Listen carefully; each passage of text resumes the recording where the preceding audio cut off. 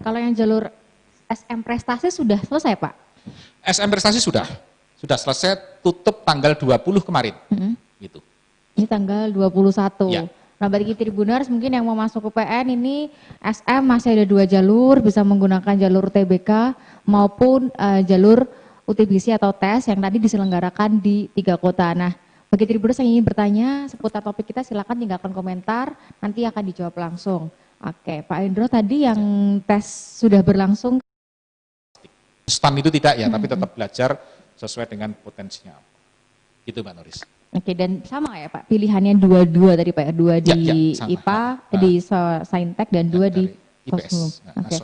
Nah, kalau dari UPN sendiri Pak, nanti kan mungkin untuk menghindari kerumunan dan lain sebagainya kan pasti ada protokol-protokol yang harus diterapkan. Seperti apakah protokol yang bagi calon peserta ketika nanti mereka mau ikut tes ini Pak? Ya, jadi begini Mbak Noris.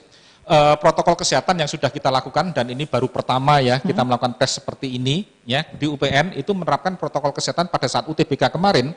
Peserta sebelum masuk itu kita deteksi suhu badannya menggunakan termogan ya, terus diwajibkan cuci tangan, semua peserta harus pakai masker dan face shield dan juga handscoon. Itu untuk peserta. Nah, agar tidak terjadi kerumunan, pengantar hanya drop off saja, tidak boleh nungguin. Ya, jadi hanya drop off saja, peserta kita arahkan sambil menunggu di ruangan atau tempat yang kita sediakan untuk masuk itu. Setelah lulus kerja ini, alumni atau lulusan dari UPN ini bagaimana ini Pak, keterserapannya? Baik Mbak Noris, untuk alumni ini biasa yang kita jawab ketika kita dilakukan set visit oleh asesor Bank PT. Nah ini lulusan UPN itu kemana sih? Kan biasanya kan itu. Contoh, ya, kalau saya di jurusan manajemen ya, Mbak Noris ya, kalau di prodi manajemen itu akan akreditasinya A, ya kan, akreditasinya A itu masa tunggu lulusan, ya, masa tunggu lulusan itu average itu 6 bulan. Enggak lama ya Pak, ya, 6 bulan ya Pak. Ya. Tapi ada yang 0 bulan, ya, ada yang 1 bulan, jadi average. Kita mau menurunkan lagi, ini average-nya itu 1,5 bulan. Manajemen, saya berbicara manajemen. Nah, teman-teman di teknik pertambangan, teknik perminyakan itu banyak yang 0 bulan. Jadi banyak perusahaan-perusahaan asing itu yang datang ke kampus itu rekrutmen.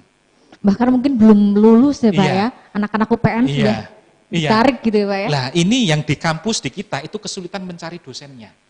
Rekrut dosennya lah, nggak pada mau jadi dosen. Pergi ke perusahaan-perusahaan asing. Tapi enggak apa-apa lah. Itu merupakan kebanggaan kami di kampus karena kan kami memang mempunyai visi bahwa nanti lulusan itu bisa terserap di terutama tadi untuk teknik pertambangan ya Pak ya. Enggak sampai nunggu lulus lah ya langsung sudah diterima ya, ada seperti itu, Pak ya. Tapi bukan semuanya loh ya. Ada gitu Pak ya. Nah, mungkin ini Pak soal menyiapkan mahasiswa untuk menghadapi revolusi industri saat ini, apalagi juga mungkin persaingan dunia kerja juga semakin meningkat ya Pak ya. Itu dari UPN sendiri seperti apa sih Pak upaya-upaya yang dilakukan Pak? Ya, jadi begini. Untuk menghadapi masa yang industrialisasi 4.0 itu ya Mbak Noris ya, itu kita di UPN sudah sudah beberapa tahun yang lalu itu sudah menyiapkan satu sarana prasarana ya, kita perbaiki terutama yang kaitannya dengan ICT, ya kan, dengan IT, juga SDM-nya, ya kan, kita siapkan sehingga mahasiswa itu nanti mampu untuk ya melihat perubahan-perubahan itu. Nah sehingga ketika di kelas dan juga sarana prasarana yang kita siapkan, itu harapannya nanti mahasiswa itu mampu bersaing nanti ketika ya dia sudah lulus.